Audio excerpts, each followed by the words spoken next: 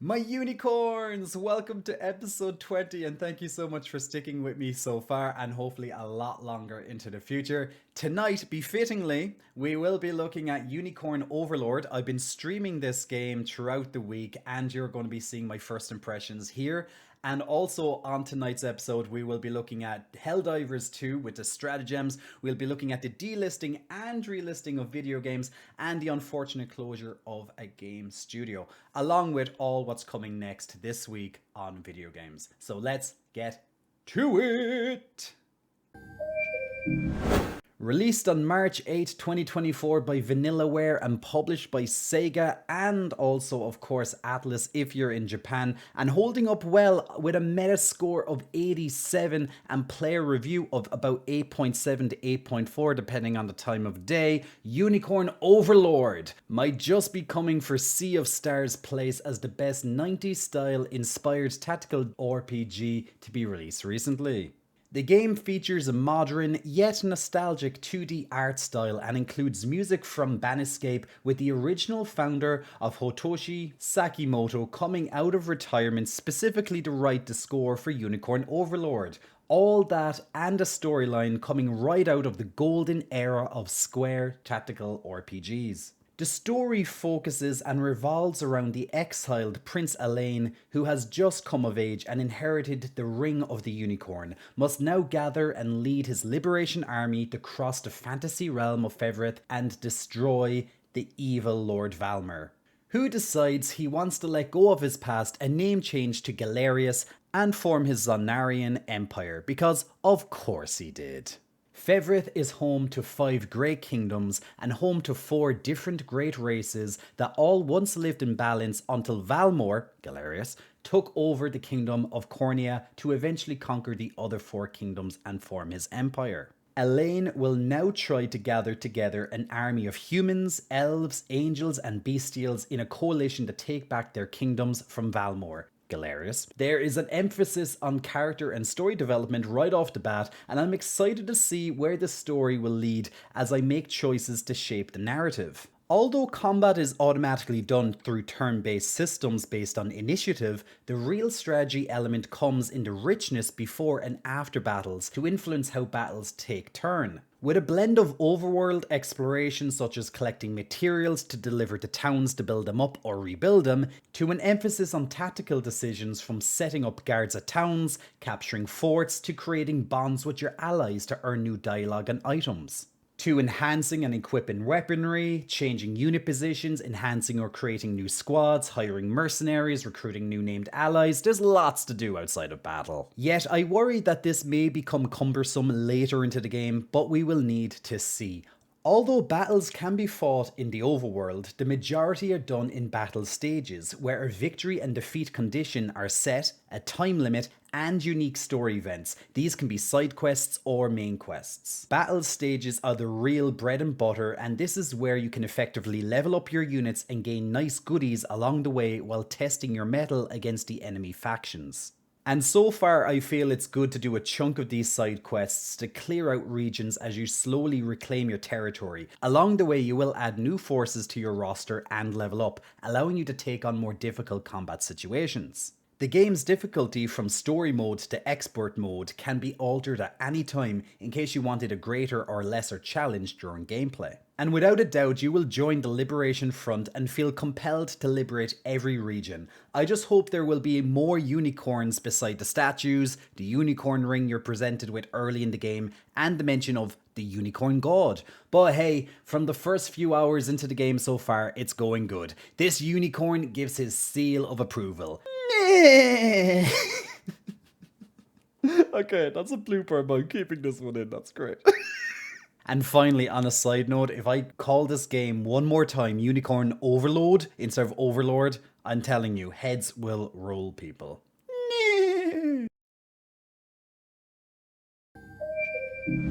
Hey guys, if I can ask for a favor, most of you who watch my YouTube channel are not yet subscribed or press the like button. Trust me, it will help me out more than you know, and I aim to earn it. So please hit the like button to help the YouTube algorithm to promote my videos into the future and to see more gaming content and yours truly.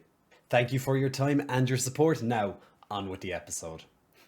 Okay, let's put this bluntly. The trend of delisting games is to the gaming industry what the vaults were to movie studios. Remember those commercials from Disney? Hurry out and buy it before it goes back into the vault forever. Or they go back into the Disney vault for years to come. Hurry. Hurry! And while delisting games can be just a long game marketing and sales scheme in order to generate fake scarcity and pump up the nostalgia effect, these tactics really do work. And what does this all have to do with the rest of the bulletin? Absolutely nothing! I just wanted to cynically point out manipulative marketing in one of the most shameless but effective ways media industries use on consumers. With that said and done, EA announced on March 7th that they will be relisting to Steam, since these were on GOG originally, or GOG. I always say GOG, by the way. 9 classic titles they had previously delisted, and these range from The Saboteur, SimCity 3000, Dungeon Keeper Gold, Dungeon Keeper 2, Populous, Populous 2, Trials of the Olympian Gods, Populous The Beginning, Sid Meier's Alpha Centauri Planetary Pack, Command & Conquer the Ultimate Edition, Collection. And despite my cynical critic of shameless marketing, there is a silver lining to my dark cloud. Just like the movies will come out of the vault and get remastering and sometimes include previous deleted scenes, the return to Steam also means the classic titles being relisted and get playability updates. A huge problem PC gamers are familiar with: if older games are being broken due to outdated coding that no longer properly functions with modern hardware, as well as clumsy and dated interfacing that makes games painful to play through, i.e. The Witcher 2007 video game. Just why don't you work? Just frickin' work! In addition to relisting games on platforms like Steam, studios are required to first fix these issues and are encouraged to make the titles mobile friendly for the Steam Deck, which I can admit is a nice perk to the scheme we all live in. However, we also need to be aware of the realities that are facing console games, such as the delisting of thousands of games. Even if you look at things from Nintendo and the DS, etc. back along, games are being delisted all the time. Luckily, however, for the PC side of things are relisted over time. We can only hope that emulators will catch up and be able to save a lot of these games from being lost to the sands of time forever. Okay, and enough of this downer talk. Let's move on to the next topic, which I'm sure is going to be nice, bright and bubbly. You believed me, didn't you? Fool! There is no brightness, only pain and misfortune and doom. Gloom to all! The shadows of death arise. Oh, what's got over me? Anyway, announced by the Chief Operations Officer Christy Stull over a LinkedIn post on March 9th, 2024, Deviation Games will be closing its doors for good. What the hell? I said enough downer, cynical topics. So, yet another studio to feel the weight of the bad times in the video gaming industry. Deviation Games was revealed in June 2021 when a partnership announcement between Deviation and PSN was agreed upon, with Deviation being hired to work on an IP. Which IP? That's just a thing. They hadn't even gotten to a point in the project that they were allowed to publicly announce the IP in the making at Deviation. While this might seem like an obscure company that bit off a bit more than it could chew, they were actually headed by some powerhouses in the gaming industry that sought to go into business for themselves. Deviation had 2 key founders, Jason Blundell and Dave Anthony. Jason, prior to opening Deviation Games, was best known for his producer credit on Call of Duty 3 and his executive producer credit on Call of Duty Black Ops, campaign designer and director's credits on Call of Duty Black Ops 2, as well as director credit on both campaign and zombie mode on Call of Duty Black Ops 3 and 4. He was also the creator of the Chaos storyline in the Zombies franchise. While Dave is known for his writing and producing of Call of Duty Black Ops, Black Ops 2, Black Ops 4 and Call of the Dead, all from Treyarch Studios. So even with 2 industry veterans and a partnership deal with PSN and whatever IP they secured the rights to, this was still not a big enough safety net for this studio to get from development to launch of their first title. This is yet just another example of how high risk the gaming industry is at the moment, and mostly why investors are very hesitant to put their money into development. Even what used to look like a sure thing is pretty much still a gamble currently, unfortunately.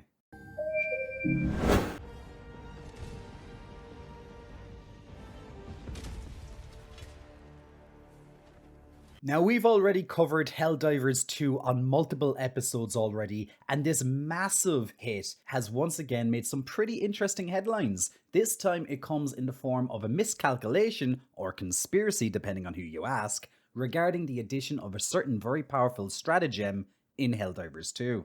For those unfamiliar with Helldivers stratagems, these are powerful power-ups or supports you can call upon from your auxiliary. These can include things as mundane as armor and ammo, up to tactical strikes on the enemy, and typically these are a good thing. However, something it appears devs forgot to take into account when making these stratagems in Helldivers 2 includes friendly fire. So a stratagem that is intended to go scorched earth on a battlefield means yourself and your teammates also come under friendly fire and are taken out just like the enemy. While most of the fandom see this for what it is, a simple mistake, and something easily overlooked in this new title with unique mechanics for an MMO FPS, others have taken their rage to the level of conspiracy theories and are convinced that these stratagems are deliberately programmed to target and take out the team that uses them, yet they keep on using them. Isn't that the definition of insanity, repeating the same actions and expecting different outcomes? Yes, indubitably, I believe inconceivably that this is the definition of insanity. And why am I talking like a crazy professor? Because maybe I've just gone batshit crazy! Yes, please call for help, guys. I might have used too many stratagems for my strategies, you see. Either way, Arrowhead has already made it very clear they intend to rework these issues as they arise and have shown players they are hard at work at fixing errors with new patches and updates to get the perfect balance. So here's your friendly reminder to touch grass before rage quitting a brand new game with millions of players still being patched and edited on the fly. Plus, raging and crying conspiracy just makes you look like this guy.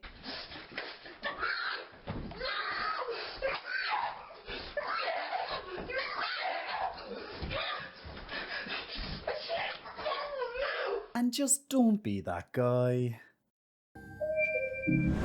I hope you've been enjoying this show so far, so let's catch up and let's have a look at what's coming out in gaming this week.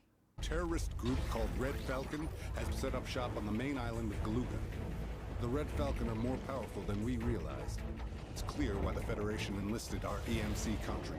A reloaded, reimagined, reborn update to the revolutionary Contra NES or arcade game from the 1980s, Contra Operation Galuga redeploys players to the Galuga archipelago, where they'll take control of elite Contra commandos Bill and Lance and other warriors to battle the otherworldly Red Falcon terrorist group. Using an assortment of iconic weapons such as the spread shot, laser beam and homing missiles, players will run, jump and shoot their way through burning jungles, frigid mountains, a grotesque alien lair and more. Character specific abilities, devastating overload powers with variable difficulty settings, with a story mode for 1 to 2 players, arcade mode for up to 4 players and a solo challenge. It should cater to gamers of all skill levels. Are you ready to Galuga, Galuga?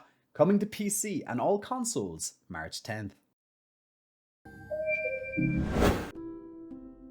Wherever you are, whoever you're with, remember we're in this together and life goes on as always. High Water is an action-adventure puzzle game developed by Demagogue Studio for Netflix Gaming and Steam. Yes guys, Netflix does gaming, so let's Netflix and game? The basic premise is that Earth has been flooded and the planet is doomed. And through this whimsical adventure game with isometric turn-based combat, we need to guide Nikos and his friends through the flooded world of High Water and beyond so they can escape on a rocket bound to Mars. Although a short game, it promises to be atmospheric and fun. Arr, mateys, will ye be sailing upon the high water? Coming to Netflix Gaming and PC, March 14th.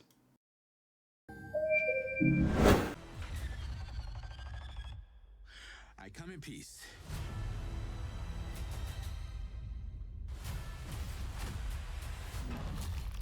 "20 years after the original action-adventure comes Outcast, A New Beginning, headed up by Appeal Studios and published by THQ Nordic.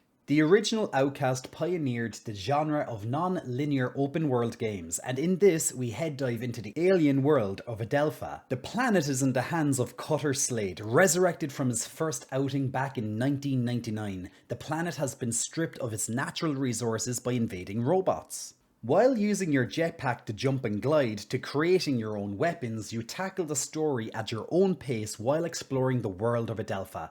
Cutter, coming to PC, PS5 and Xbox Series X, March 15th. Now let's check out the hopeful new tradition that we're going having on the channel. Depressed One says, if you're not married, I would love to apply for the position. Well, I'm single, so why not?